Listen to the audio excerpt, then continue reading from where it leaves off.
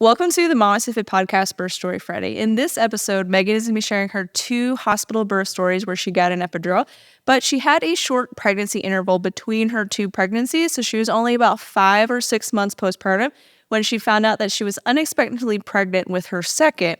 And so she shares how she felt throughout her pregnancy and dealing with that and how her birth plans kind of changed when it came to her second birth. But before we dive into this week's episode, our book, Training for Two, is now available for pre-order on Amazon. You can check out the link below in the show notes so that you can pre-order your book. It comes out in September, hopefully after my baby is born. So it'll be my 5th baby. But if you want to know how you can use prenatal fitness to help support you throughout your pregnancy, to help keep you strong, keep you pain-free, and then also help prepare you for birth, check out our book. It's filled with 90 plus exercises with videos, in addition to pictures and breakdowns so that you know how you can modify your workouts throughout your pregnancy, in addition to make your workouts specific to pregnancy as well, because it's more than just omitting quote unquote unsafe pregnancy exercises. We break down the benefits of prenatal exercise both for you and for your baby, because there's a ton of really cool stuff that happens when we move our bodies intentionally throughout our pregnancies. So you can check it out in the show notes below to pre-order the book. We would love your support, and let's go ahead and get into this week's episode. Welcome to the MamasteFit podcast. This is Gina, perinatal fitness trainer and birth doula. And I'm Roxanne, labor and delivery nurse and student midwife. And this is the MamasteFit podcast, where we empower you on your prenatal fitness, birth, and postpartum return to fitness journey. Our podcast shares how to move throughout your pregnancy to stay strong and comfortable, because pain is not a requirement of pregnancy. Understand the science of birth and how to approach recovery after birth. We share our personal experience as mothers navigating this stage in our lives, plus our professional expertise as birth workers and fitness professionals. Our goal is to help you feel confident as you navigate the perinatal timeframe for an empowering pregnancy, positive birth, and postpartum journey. We are glad to have you with us on this journey and that you have chosen us to support you.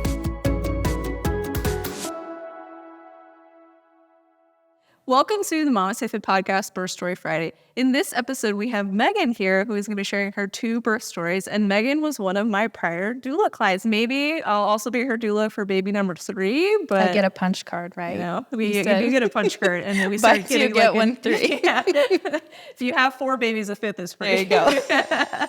So we're really excited to have Megan here to share her story. So Megan, how did you prepare for your first pregnancy?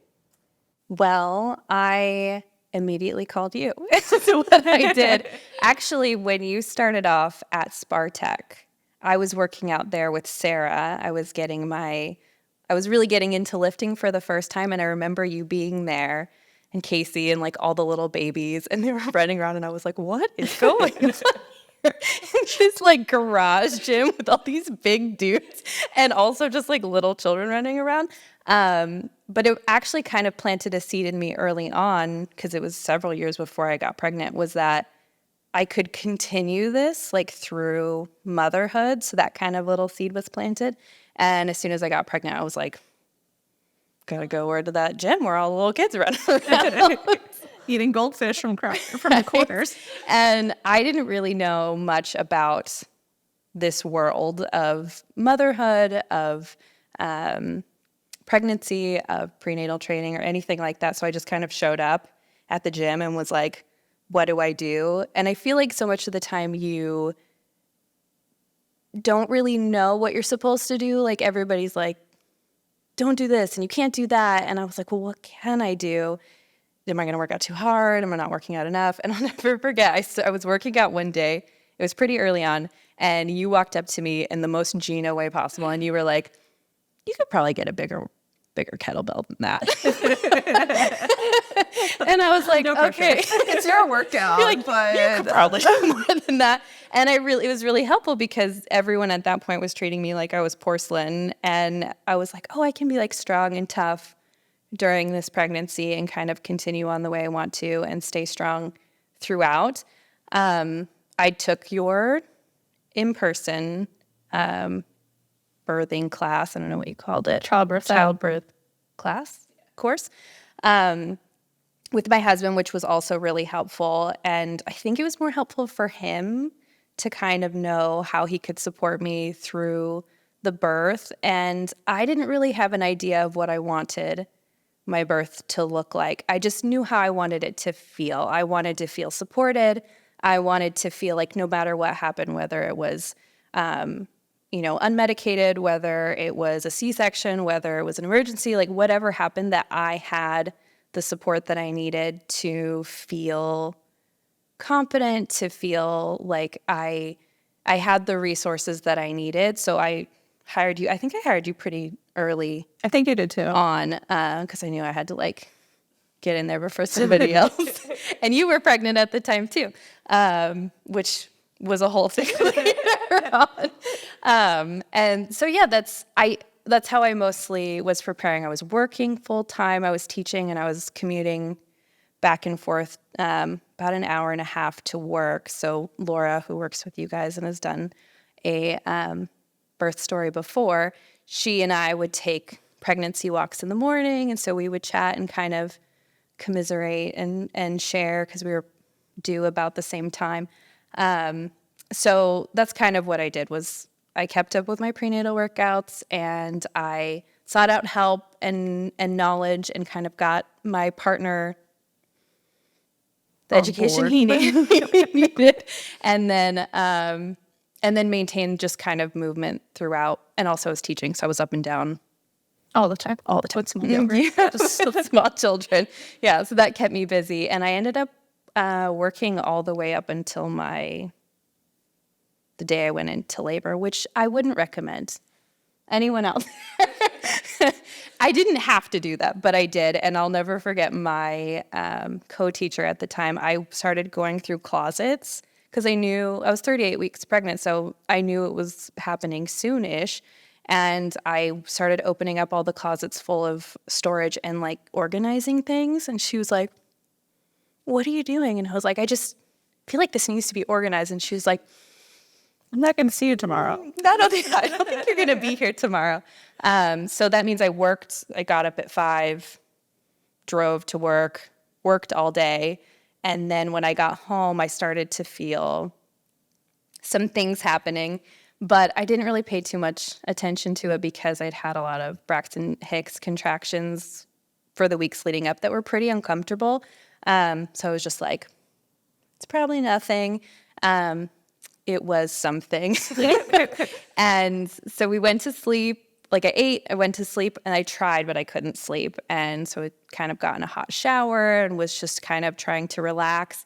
And I had a cold at the time, and so I couldn't smell anything. And when I got out of the shower, I put some shorts on, and I tried to go to bed, and I felt like I had leaked into my shorts, and I was like, I either peed myself, which is totally possible, or my water just broke. And so I woke my husband up, and I was like, hey, I can't smell anything. Can you smell my shorts? And he was like, no, I'm not doing that. And I was like, come on, like, just do it. And he was like, okay. Take one for the team, man. Just do it. And so he smelled them, and he was like, I don't know what that is, but it's not me. And I was like, okay, great. And so on and off, I was taking showers because that was really the only thing that made me feel comfortable. And we started timing them. They were getting closer together, and my husband was like, we should probably call Gina. And I was like, she's pregnant. Leave her alone. Like, let her sleep. It's the middle of the night. This is why I constantly tell my doula clients, please call me. You paid me to disturb me. That's what he said. He was like, we paid her to do this. And I was just like, just give her a couple more hours of sleep. And I think you were like 19 weeks pregnant. I was like, she's probably tired. And here I am, like, in between being like, leave her alone. And so then he ended up calling the hospital. And they were like, yeah, just come on in. And then we got a hold of you, and you were like, no, just stay home. Like, we were only 10 minutes from the hospital. So you were like, just birth at home. We didn't listen. Don't give birth at home, labor at home. And we didn't listen. Yeah, like, we're on our way. We're not. Yeah, we were already going. And, but I remember, like, the pain at that point was really, really intense. And then I got there and they checked me and I was at like 3 centimeters. And I was like, there's no way, because this is like the most pain I've ever felt. And I don't remember why they admitted me, but they did. They stretched you to a 5 and they're like, oh, that counts. We'll admit her. And your water was broken. So Yeah, once your water is broken, they're Okay. going to admit you, Okay. even if you're 1 centimeter. They admitted me, and I was like, I was feeling a lot of pain. I was like, there's no way I'm gonna make it all the way through. And you came in and you walked in, and I remember you just dropped everything and you walked right behind me and grabbed my shoulders and pushed them down, and you were like, breathe. Just relax. And immediately, like my whole, like everything changed from then on. So we could have just paid you and let you go home from that point. But We already paid me. yeah, I mean, immediately I felt different. Like the pain became manageable all of a sudden, and all that laboring I had done before was so much more painful than it was at that point, just from breathing, which I know, like everyone was like, you practice breathing and stuff, but you get all tense. And I think I was scared and nervous, and just having someone kind of command the room of like, I'm here. You can breathe now. And so that immediately like relaxed me. And then it was many hours after that. Things kind of progressed quickly, and then they kind of stalled out. And I think it was around like 7, 8 centimeters. 7, Things 8. just kind of paused, which is not uncommon. Yeah. At that point, you hadn't eaten since dinner the night before. Yeah. Which was like 5 or 6 And I hadn't p.m. slept. You didn't sleep. Yeah. And you were like refusing food. I don't remember that. We kept offering and you were like, no. I remember this banana. I remember being very, very focused, and I did feel very calm, but I very much went inward, and it was like almost like a meditative experience of, I felt very in control, but I felt very like everything else went black. Like I was in my body, I was feeling what I was feeling, and like I said, I don't really remember a lot of what was going on around me, but I remember, and I didn't plan this out, but it just kind of came to me when I was laboring, was that for every contraction I had this like visual that I had in my mind, it was like every single contraction that I would do, where I had this balloon in my hand of like a string, and I was holding it, and I would go like this as it would kind of get more and more intense, and I was like pulling it down in my mind. And then as soon as I would get to like the most intense part, I would be like, okay, that's it. And I'd push the balloon down, and then it would be done. And then the next one would come, and I would do it again. And I was doing that in my mind. I have no idea why, but it was just kind of like my visual coping mechanism. We did a lot of shower. We did a lot of the medicine ball. And I do remember bouncing on the ball, and I told you to forward my mail because I'm not moving from this spot. I live here now. I'm not getting up. And as things kind of stalled out, we tried a few things. We tried the breast pump, and that worked. That was intense. And then I remember, and you'll have to explain because I don't remember exactly what we were doing, but when we were like in the bed and you brought the lower side, you made it lower so that like my hips were hanging off of it a little bit. Do you we remember did that? Walters with you? I don't even remember. I know we did the sideline release with you at one point to try to see if we could. So sometimes when someone is like stalling, quote unquote, at like 8 centimeters, it could be like baby is just trying to finish a rotation to kind of continue the progress. Because you were starting to feel like pushy and like feeling an urge to push, which may have been helping baby like rotate. Mm-hmm. But you were just kind of like stuck there for a period of time. So I think around like the second or third check, it was just like defeat. Yeah. Like I'm still 8 centimeters. I feel like the baby should be here. Yeah. And at that point, it had been like epidural. 24 hours that we were, I think at 24 hours, I was like, okay. But I didn't even decide to do it. I was sitting on the ball and you sat down and you were like, what are you afraid of? And I don't remember what I said. It was probably like that this is going to be forever. Like this baby's not coming out. And I mean, I This is now my life. yeah, I'm pregnant forward and my in mail labor. to this ball with this baby inside of me.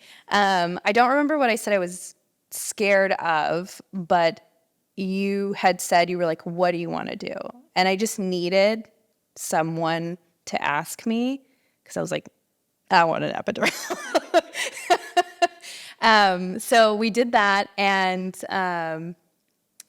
things changed drastically after that. I started to rest and relax, and then I think it was only like 2 more hours after that. It wasn't that long. So once we got you the epidural, you rested for a little, and then we did a sideline release, which helps to open the bottom of do the remember pelvis a little that. bit more. And that's when Owen, who was in my belly, kicked Billy, who was in your belly. Oh, And I was like, our baby's just bonded.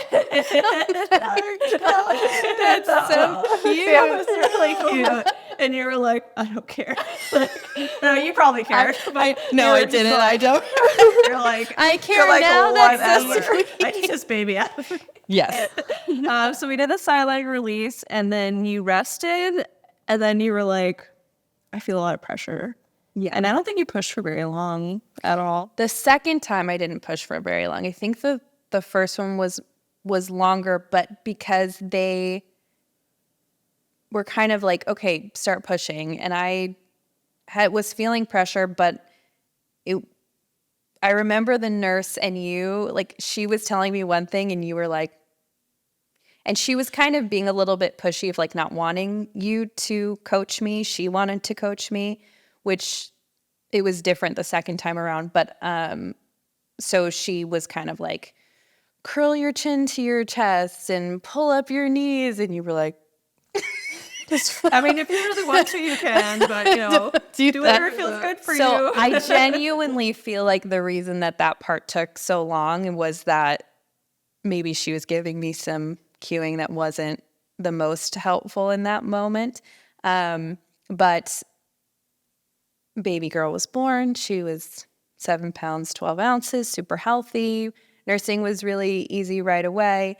And I didn't mention my father-in-law showing up. Mid-labor. So it's random. So from my perspective, like, you're sitting on the medicine. I remember it so clearly in my head. You're sitting on the medicine ball. This is by where the trauma came from. Of the bed. And then this dude just walks in, like this giant, this tall white dude. And I'm like, who is this person? I was like, is this like a doctor that I've never met before? Like coming, like, Megan is just a really special patient. The nurses just let him He in. came in very confidently. And he like put his hand on her shoulder. And I was just like, who is this person? And then as soon as, because he came in like the middle of a contraction. And as soon as the contraction was over, yeah, it was really sweet. What are you doing? Oh, God. So sweet. And then Jacob was like, you need to leave. And I was like, that is not a doctor. And I was just shocked. Oh my And gosh. the nurses were like, hello, who are you here for? Because I have to buzz you in. And he's like, I'm here to see Megan. I'm her father-in-law. And they're like, that makes sense. She's right there. Go on in. Like, not like a, hey, let us check to make sure this is okay. They didn't mention you as someone that was coming. Like, No, yeah, and he anyone else want to come in the room? Like, just bring him on in. he was so excited, and he just showed up, and I was like, and my husband was like, you could go wait in the He waited in the waiting room, and he was like, oh, He waited the whole time. He did. It was really sweet. and Roxanne was there. I was at the nurse's station. You let him in. It was you. Not at that time. Roxanne was like, he's good. He's good. No, I don't Come think on I don't in, think Pop he came Pop. while I was working. But no, yeah, I was at the nurse's station. I asked to be Megan's nurse, and they denied me because Gina was her doula. I think the world would have imploded. they said it was if a that would have conflict happened. of interest. It would have been because too It good. would have been because I work for Gina. Apparently, it was a conflict of interest. I don't know. Think Yeah. about the book she would have gave you. I know. Would have been so good. You wouldn't have Yeah. told me to put my chin to my to my chest and pull my knees up. wide as possible. That's what she said too. Or not. Or not. Yeah. And so it all was really, really smooth. And my postpartum experience was really, I mean, as easy as it can be. Nursing was really easy. And then I got right back into the MamasteFit postpartum program, and then started the back to the running program. And I was really excited. And then pregnancy number 2. Oops. And so it was, 2020 that my daughter was born of January, and then, March 2020 was COVID. And so that was around my 6 to 8 week checkup. And so they were like, we have to push you back because we have to social distance, and we can't see you until the summer's over. And I was like, okay. And I was already pregnant again. Before. It was a very sad text message. It was not. My poor son was not happy about this. And I mean, I was 5 months postpartum. Like, I had just gotten out of the 4th trimester. I was just starting to feel okay, but I definitely wasn't physically ready, and I was not emotionally prepared and ready. And I didn't want to do it again yet. I wanted to have another baby, but I was like, not yet. And I remember like taking the test being like, there's no way. It was positive, and I was like, no, that's wrong. It's just residual from the last one. Maybe I still. Well, I went to the like one of those. I know you go to one of like the ultrasound places that are like private businesses, because I couldn't get in to the doctor because it was still being social distance, so I still couldn't get in there. And so I was like, I'll go to one of those private ultrasound places. And so I showed up with my 5-month-old, and I was like, hey, I have a baby. So like there's like hormones going on. So like it's probably false, because and she was like, why don't we take a look? So she did. And she's like, no, you're 6 weeks pregnant. And I was like, I was really upset. Yeah. And that's when everything was different the second time around, because I wasn't as strong. I wasn't as, I wasn't sleeping. I wasn't eating great because I had a new baby. I was, really still getting through all of those postpartum hormones. I was still nursing, and so it was like super sore. And then my milk supply dropped because I was pregnant, which actually was how I found out, because she was like pulling and she wasn't getting as much milk. And I was like, what's going on? Everything's been so smooth. And I saw a lactation consultant, and they were like, trying to give me foods that I could eat. And I was like, I don't know what's going on.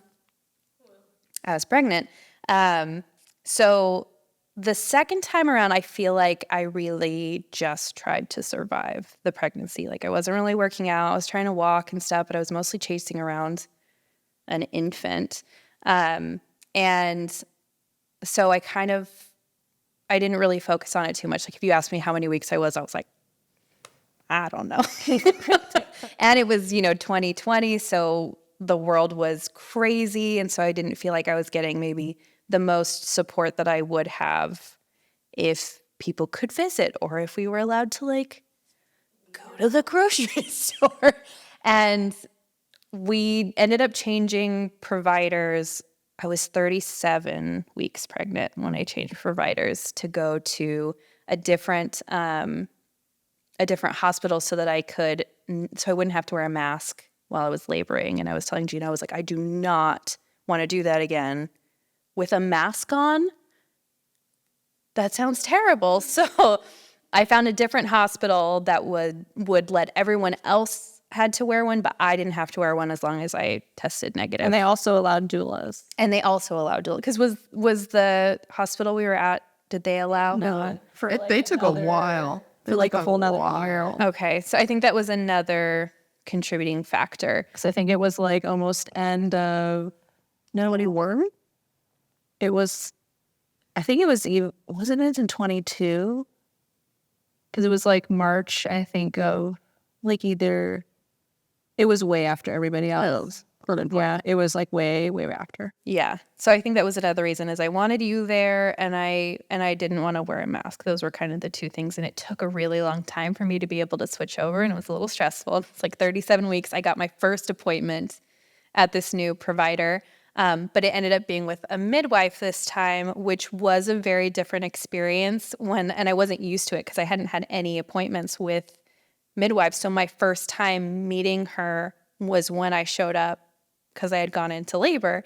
And that day went into labor, my mom was flying out from California and I had started feeling some contractions, but they weren't really getting started. And the moment she landed, it was like go time. And so for the second time, it was like, oh, my body does not kind of release and like let things get started until I feel safe and I feel like, okay, I can let this happen. Because it was like she landed at 5 and it was like 5:02 that I was like, okay, we can do this now. And this time I did leave early again, but not because I didn't learn the first time, but because we had an hour drive and they were like, as soon as you feel something, go, because I did not want to Have a baby in the car. Yeah. And I didn't want to labor in the car either. No, don't want you to have a baby. So I just like, we drove and I held a pillow and I listened to Taylor Swift and It's good. Nevermore. Good choice. And we showed up and I was in triage for a really, really long time, like a not great amount of time. And I knew already I'm going to go home with a newborn. I have a 13-month-old, almost 14-month-old at home. This is the first time I've ever left her. This is going to be a spa-like experience. Like, bring me the epidural right now. I'm going to go take a nap. And we can have a baby in the morning. So I didn't put as much emphasis on the experience the second time around because I feel like I had just done it. And again, I was so much in survival mode that I think if it would have been more spread out, that I would have wanted to prepare more and to have a plan more. But this one I was like, let's just get him out safely and maybe I can take a nap because that would be great because I have a toddler that I haven't napped in 14 months. And so I got there, got the epidural pretty quickly because I had to ask for it a few times. Jacob had to go out in the hallway and he was like, excuse me, she really, really wants the epidural now. And they're like, we're working on it. He came back later. He was like, she really wants the epidural now. But it was hard because I was in that triage room and I couldn't move. Like I couldn't walk around because it was like this tiny little room. Yeah. So we finally got to our room and I got the epidural right away. Gina showed up and we took naps. Yeah. It was pretty nice. Flipped you back and forth a few times. Yeah, I had the like peanut ball and we just kind of flipped back and forth. It was pretty calm and it was really calm. I napped in between moving and around 6 a.m. I was like, okay, I think that I might be ready. And I feel like the biggest difference with the midwife was that one, she checked on me like emotionally, which none of the doctors had ever done. She sat on the bed and like put her hand on my leg when I first came in and she was like, how are you doing? And I was like telling her all the things I was feeling. And she was like, no, how are you doing? And I was like, tears immediately. I'm fine. And so that was like an immediate difference if I felt like I didn't feel like I was being rushed out of the room or she had a bunch of other people to see, which I'm sure she did, but she didn't make me feel that way. And then when I wanted to start pushing, they let you coach me this time, which I think made a big difference. And I didn't tear that time. And also she did the mineral, what's it called? Mineral oil. I think The she did a mineral warm compress and stuff. Mm-hmm. And so she really, I remember her telling me, when you feel like you need to push, just kind of ease into it and do, and, you don't need to rush it.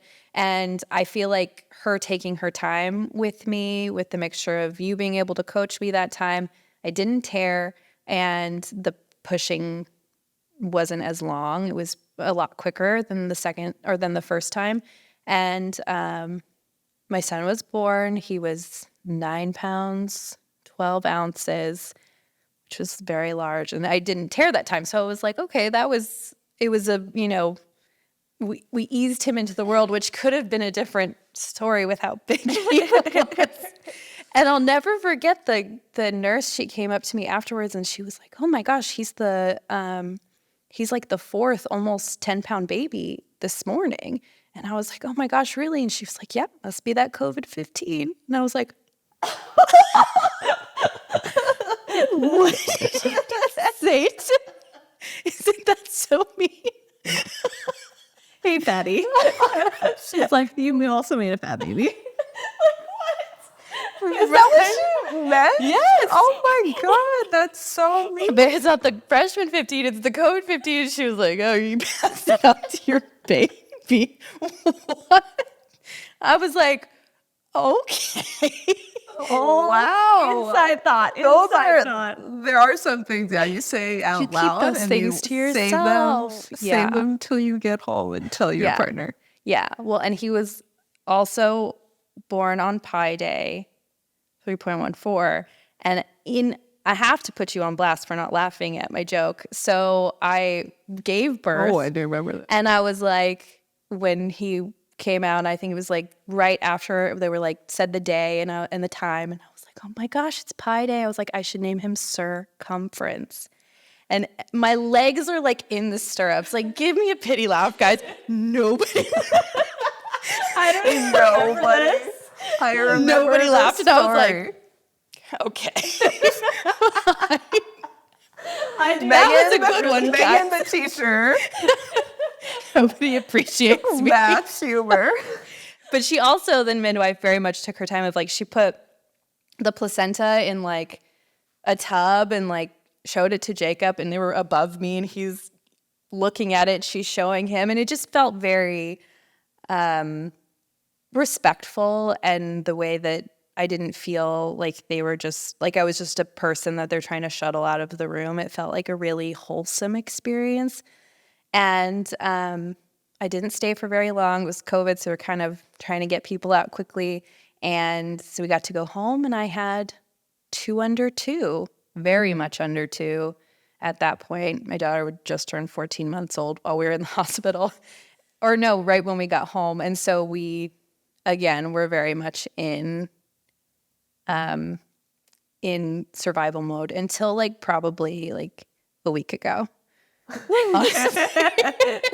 They're 3 and 4 now.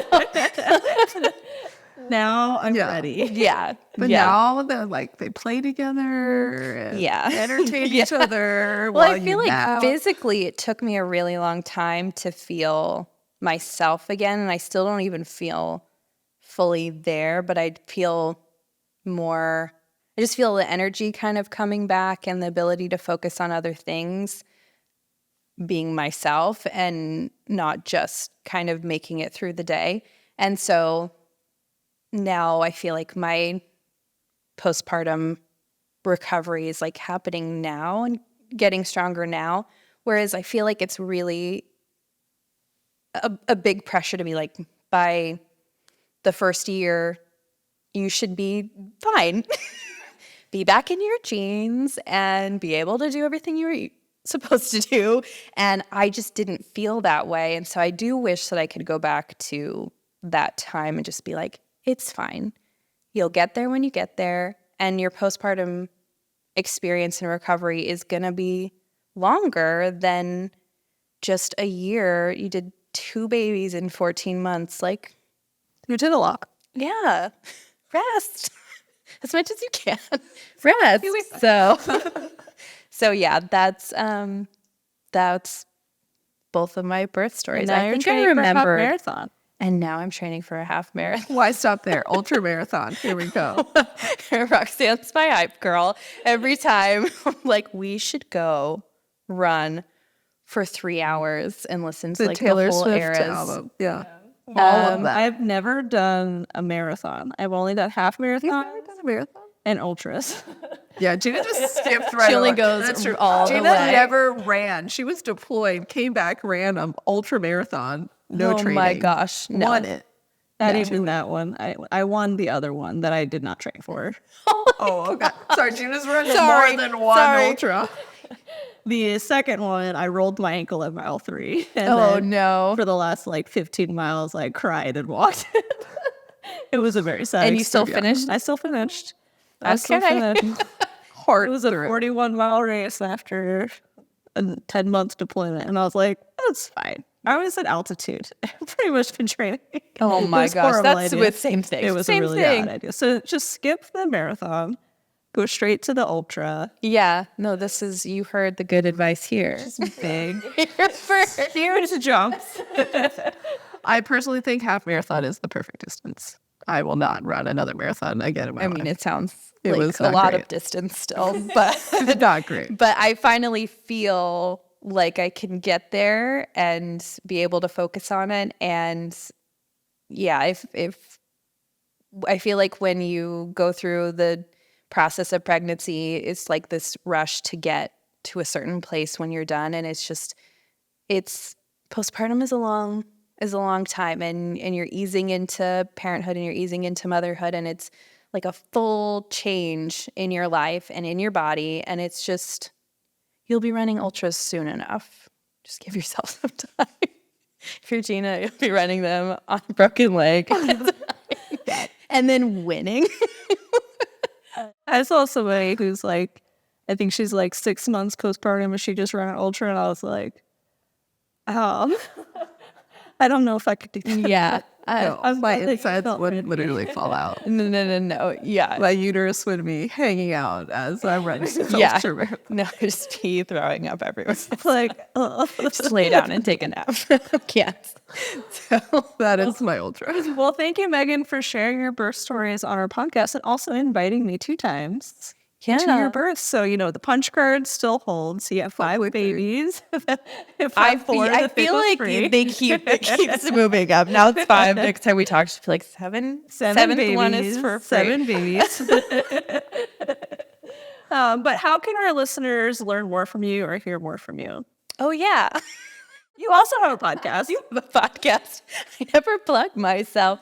I have a podcast with Laura, who works with all of you, and you, if you listen to the birth stories, you've heard from her before, at Montessori Moms in the Wild, and we talk about Montessori parenthood and teaching and education and all that fun stuff. So, yeah. And it's a really realistic spin on Montessori lifestyle. I mean, obviously I'm a mess. I'm here in Crocs and sweats, and it's after bedtime and my kids are asleep. And yeah, it's kind of, once you do get into that parenthood stage and you have a certain idea of what kind of parent you want to be or what kind of educator you want to be, and knowing that you can believe in a certain philosophy and follow it and do your best, and also know that you're human. And that's kind of where the wild part came in, of we have this perfect ideal of what Montessori is, but it's in the wild. So let's be realistic about it, because we can only do the best we can. Absolutely. Well, thank you so much, Megan, for coming on the podcast and sharing your birth story. Thanks for having me. My name's Laura. I was very fortunate to take the MamasteFit Prenatal and Postpartum Fitness Trainer Certification course. In typical MamasteFit fashion, I cannot say enough good things about this course. They pack so much information, from the physiology of pregnancy to the modifications of movements, just so much good stuff into a really concise and easy to understand program. I love how they went through all of the possible modifications to each kind of move, why that move is beneficial in pregnancy, and what to do if you're working with a client that's maybe not comfortable with that or unable to get into that position. What are the cues? What should they feel in their body? How to keep them comfortable and safe throughout pregnancy. I also love how they go through all of the possible prenatal complications with very up-to-date science on what the recommendations are for those types of clients, but always making sure to really empower the client to take that information and open up a dialogue with their provider, because you are not the provider, right? We do not have the medical clearance to tell them what to do, but we do see them so often, and you will have such a unique relationship with the client that they really sort of empower you to empower your client to speak to their provider about what's going on with them and why and what that means and what they should do. And I thought that that was really great and really thoughtful. I also really love that they take the time to cover sort of the mental aspect of what's going on for a client in that prenatal journey or that postpartum journey, what they might be struggling with internally, other than just the physical changes that are happening, what's happening mentally and emotionally. And it just really overall was a really great way to cover how to support someone during such an exciting and potentially challenging time in life, and how to really foster a really great, trusting relationship with that person and just set them up for success at a time where it can otherwise be really overwhelming and a little bit intimidating. Once again, I have to thank Gina and Roxanne for all of their information and the way that they present it in their prenatal and postpartum fitness trainer certification course.